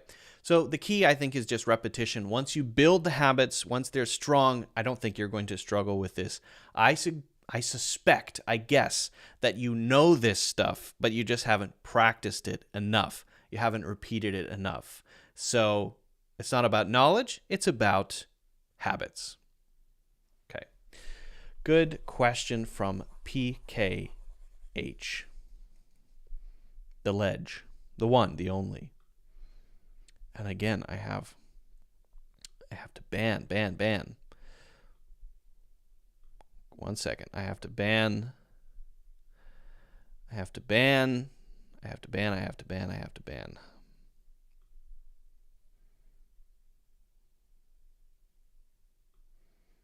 Okay. All right. Back to business. Sorry if I missed any questions there. Let me know if I did. Follow you on Facebook. Okay. All right. Fair enough. Not really active on Facebook, although you can follow Cloud English on Facebook. Ooh, what's the topic going to be? Sir, you are not solved my problem. Oh, Radha, did I miss your question? I don't see your... Radha, I don't see your question. What problem do you have? Please repost it. I didn't see it. She was truthful about negative facts having established distrust with her opposite numbers. Sorry, having established is participle. Couldn't get the meaning of the sentence. She was truthful about negative facts having established distrust with her opposite number. It's kind of a complicated sentence. I think to fully explain that one, I would need to see a little more context. I think I would need to see a bit more. I want to study English in your channel. Can you please tell me where I should start? I think, you can probably just start from what you're interested in. I think when it comes to learning languages, the best thing to do is just jump in and start swimming around. For courses, I do have a specific recommendation for order, but courses and videos are very different, right? I spend months on one course. It's very different. So for courses, I usually recommend people start with Building Your English Brain, which is probably my most popular course. Franco says, dude, I suck at math in my native language, let alone doing it in English. Yeah, I feel you there. Not my strongest subject either. Mahmoud, it's interesting in my opinion. I think I ask personal questions. You like my beard? Oh, thank you. Okay. Do I have children? I have 14 children. Yes. You think I run out of topics? No, I've never run out of topics. I've never had that feeling in my entire life of, I don't know what to talk about. I have no more topics. Never. I've never experienced that feeling before. In fact, I've got a topic planned, which we're about to get started on in a few minutes. So, body parts, that's what you want to talk about? Okay. All right. Radhika, sorry, please repost your question. Okay, let's get into teaching as learning.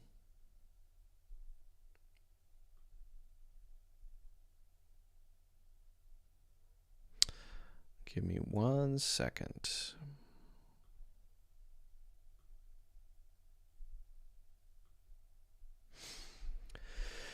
So,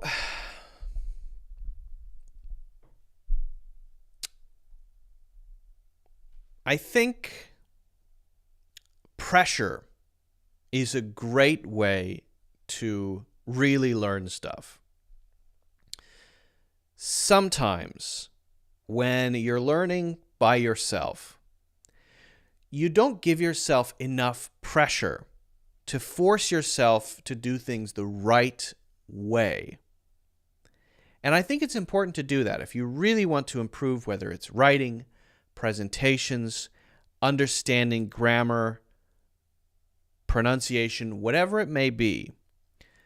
You need to find ways to give yourself pressure. Pressure is good. It's not bad. Pressure is a good thing. And one way to give yourself pressure is to force yourself to be able to explain what you know. This is something that teachers have to do. Now, you might think, well, that's crazy. English is not my first language. How could I teach it to anyone, right? But that's part of the pressure. So I want to encourage you to think differently about what you're learning. Don't only think of it as a thing that you're constantly struggling to understand. Think of it as something that you could also help others with.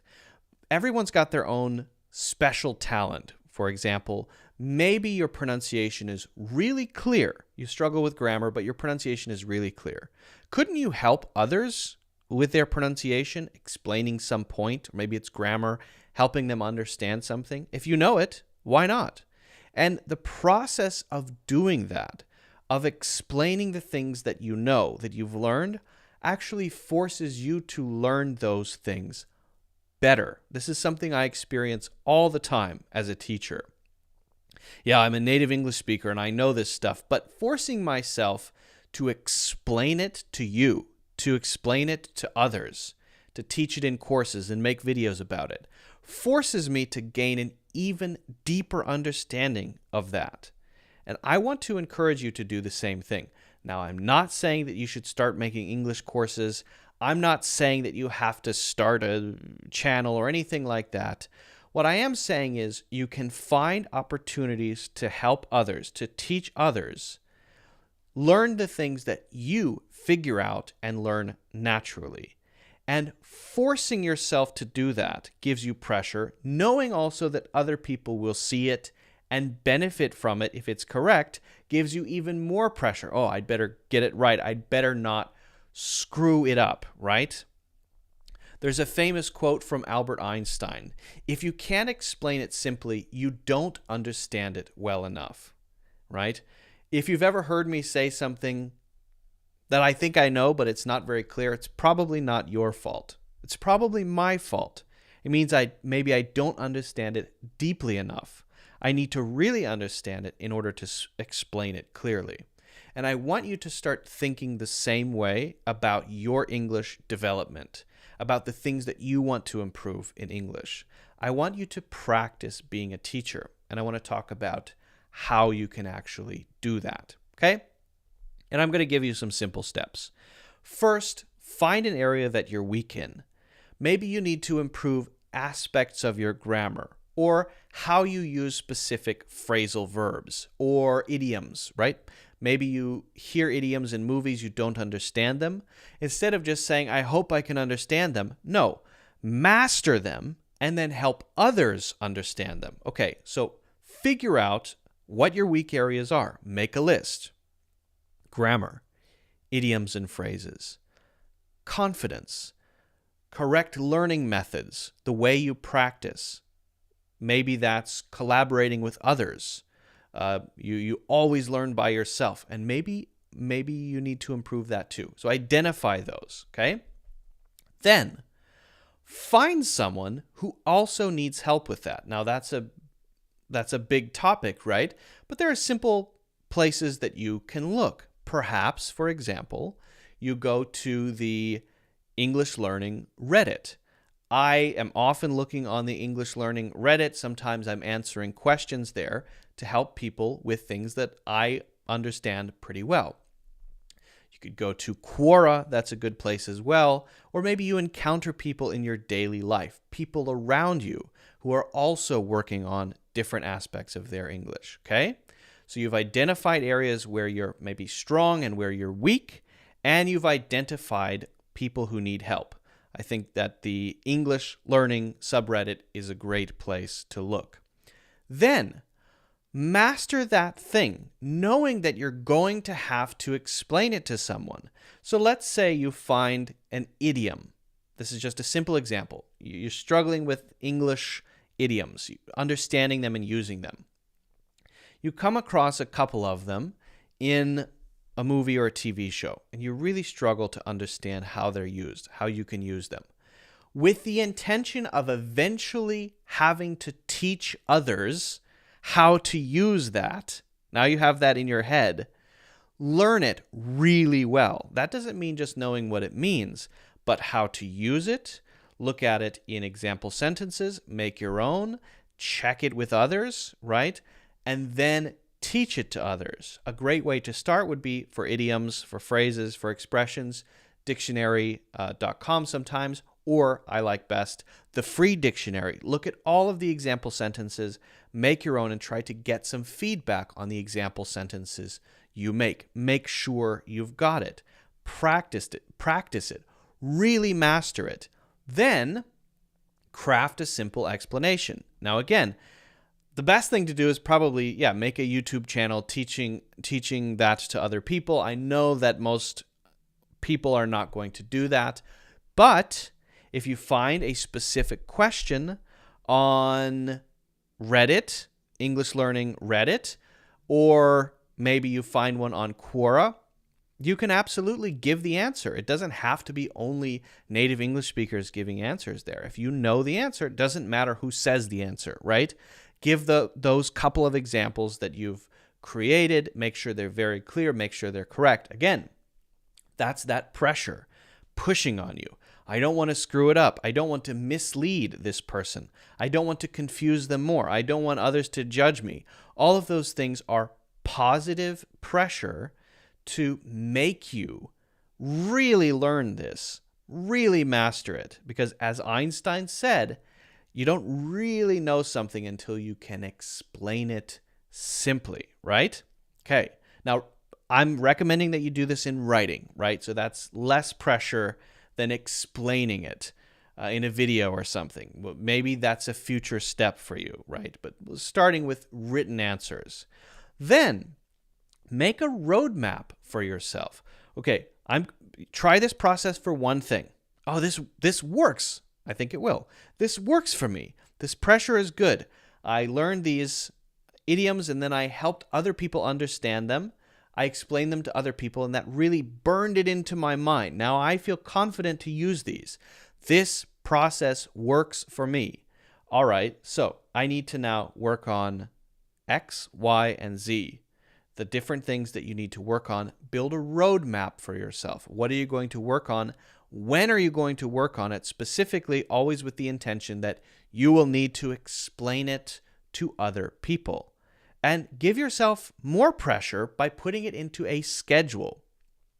By the end of this week, I need to master this. By the end of next week, I need to master that.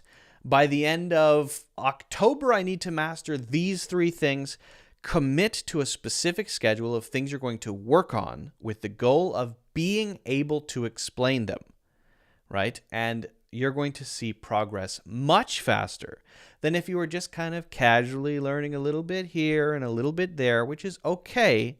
But having this focus, having the pressure, committing to a roadmap, and most importantly, putting what you learn out there, not only for others to see, but for others to benefit from, is going to boost your language learning process. It's going to help you improve much faster. So let me know how it goes. Let me know what you start with. I'm very curious to hear your progress and your process. If you haven't already done so, don't forget to hit the like button and subscribe. Also, feel free to check out my courses in the links in the description. All right. That's something I've realized as a teacher, that I benefit from knowing that I'm going to explain things in a course. I think, oh yeah, I know that. Of course I know that. Yeah. But then I have to put it in a course. Suddenly I realize, oh, shit, I need to really know this deeply. Oh, I have to really study. I mean, when I'm making videos and courses and things like that, I have to do research. I have to think carefully. I have to make sure I understand what I'm doing, put it all together so it flows naturally. It has helped me so much, and I think everyone should take advantage of that process. I think it's very important. Mrarin says, hello, how are you? I'm good. Thank you very much. How are you? Could you give a little information about your pronunciation course? Sardor, the pronunciation course, I'll just read through the, I'll go through that in a second.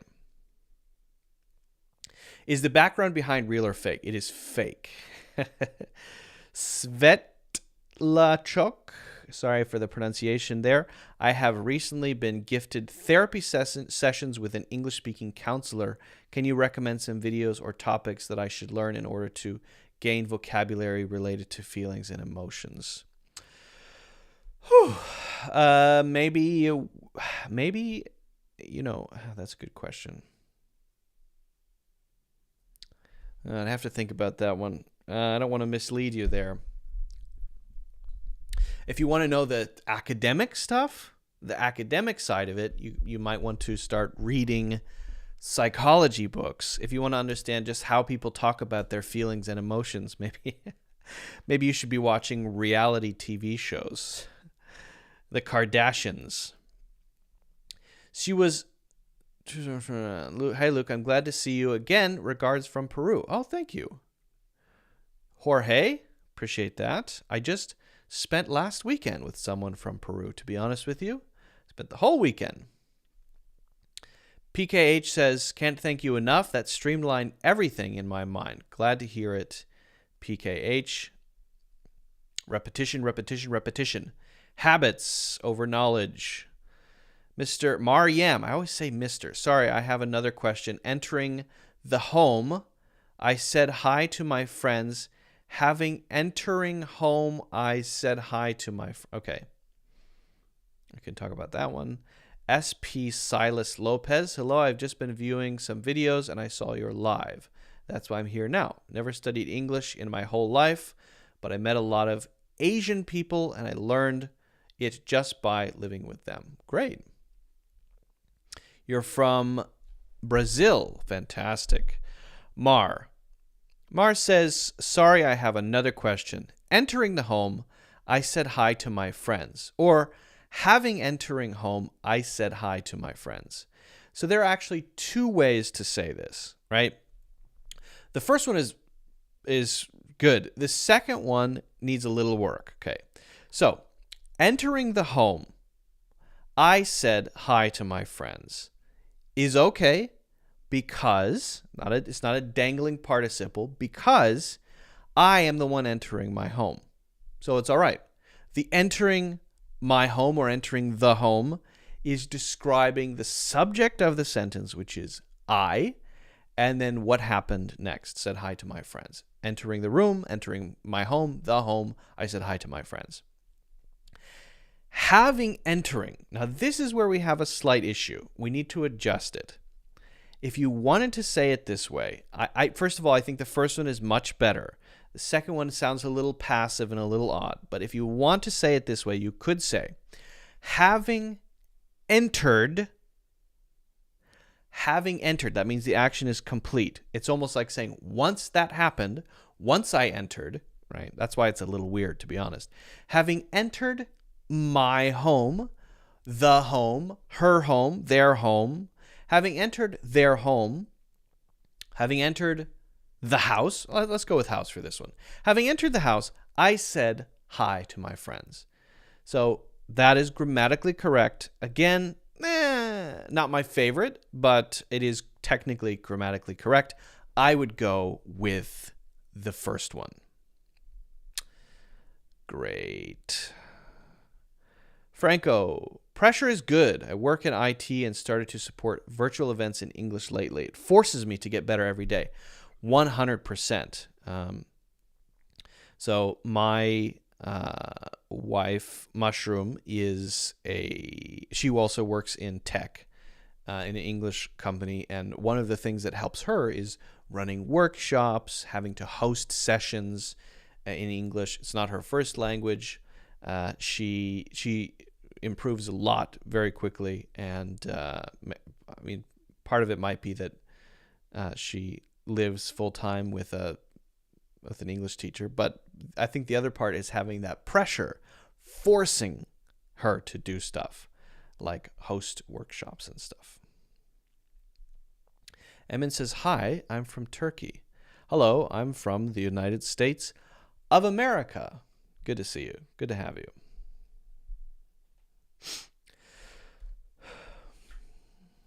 So yeah, let's go over... Someone asked about the pronunciation course. I can talk about that quickly. So this is the course. It's, as I said, 8.5 hours long.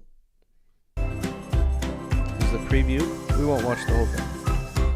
Your English is okay, but your pronunciation is stuck. And you feel stuck. You can't make the progress that you want to make. To sound more natural when you're speaking. To have that natural. Shut up, old Luke. Shut it. Enough. So then the actual structure of the course is like this.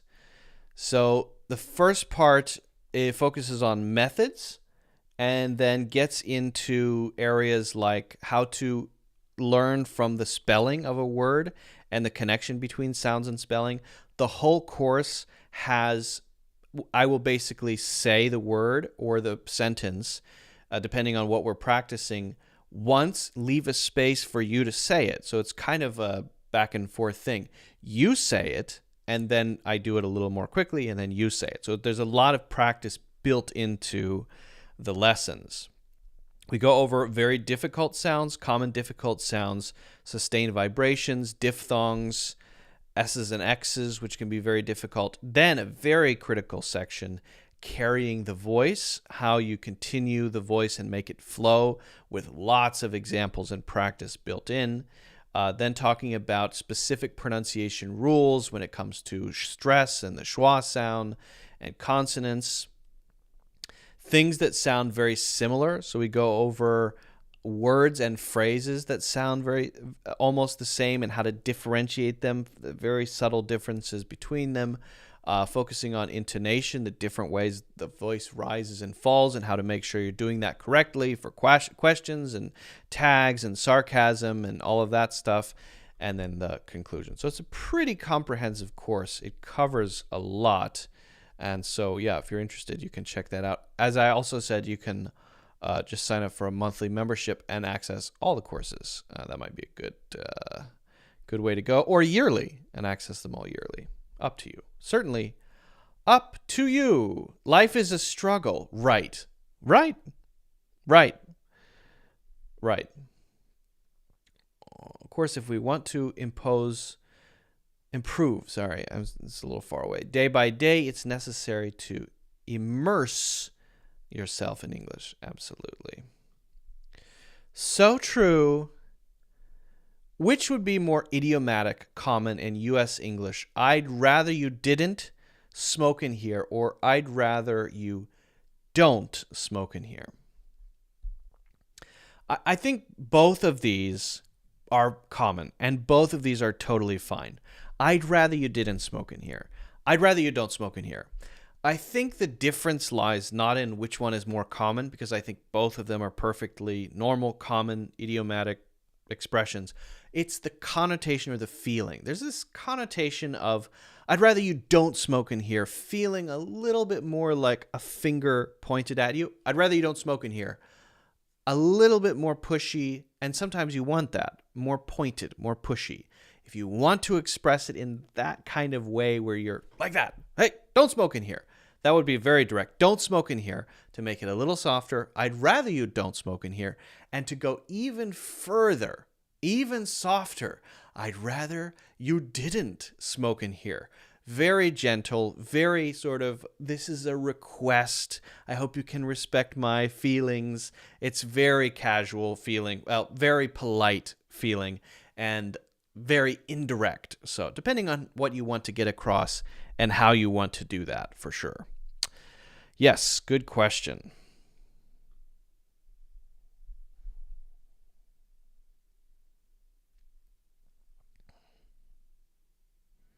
They're both common.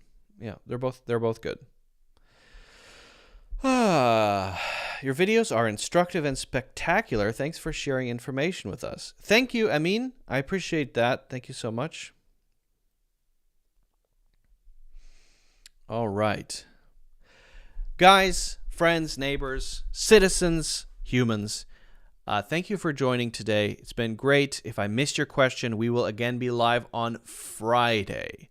So join on Friday at around 12 o'clock Eastern Standard Time, which is 5 p.m. GMT. Okay? 12 Eastern Standard, 5 p.m. GMT.